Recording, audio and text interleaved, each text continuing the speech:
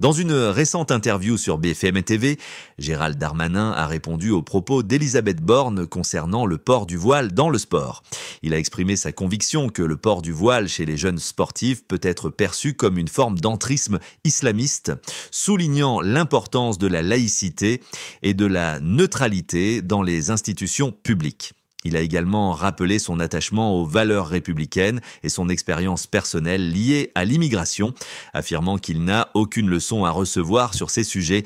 Cette déclaration fait suite à une remarque d'Elisabeth Borne, qui avait précédemment affirmé ne pas avoir de leçons à recevoir sur la laïcité, illustrant ainsi des divergences au sein du gouvernement sur cette question sensible.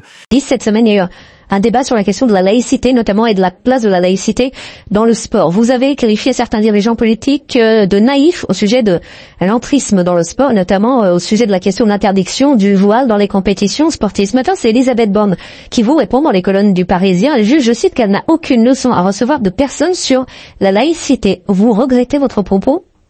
Non, mais il ne faut pas personnaliser les débats. On parle d'un sujet très important. Est-ce que porter le voile à 11, 12, 13 ans, quand on fait du sport, est-ce que c'est de l'entrisme islamiste ou est-ce que ça ne l'est pas? C'est une question très importante. Je pense qu'il y a de la naïveté générale à penser que c'est pas de l'entrisme. C'est mon opinion personnelle, j'ai le droit de l'avoir. Elle a dit qu'elle n'a aucune leçon à recevoir de vous. Mais moi je personnalise pas, c'est dommage qu'on personnalise ce genre de questions, c'est une question importante, sinon on ne dit plus rien. Mais quand vous parlez de naïveté, vous parlez d'Yerden, c'est autrement. C'est François Bayrou qui disait que si on pense tous la même chose, on pense plus rien. Je me rappelle de mes classiques politiques. Quand on prend Bruno Retailleau et Gérald Darmanin dans son équipe gouvernementale, on sait ce qu'ils pensent.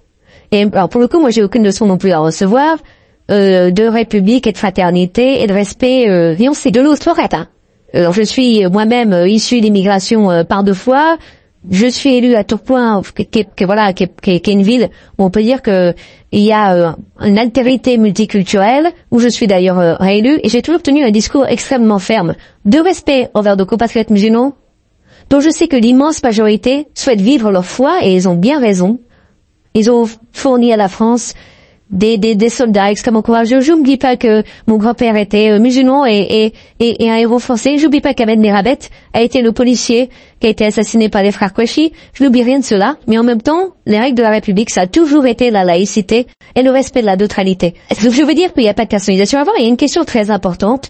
Est-ce qu'il y a de l'entrisme islamiste ou non? Et on va aller plus loin dans là. C'est que dans la réponse, c'est oui. Et ne pas le voir, et ne pas le voir, de manière générale, et ça s'adresse pas à Madame Borne et à d'autres, ne pas le voir, c'est en effet considéré, pour moi, qu'il y a une forme de naïveté collective. Voilà. Ça n'a rien de personnel, mais un dirigeant, et qui plus est un garde des Sceaux, doit pouvoir dire ces choses sans pouvoir risquer sa place au gouvernement.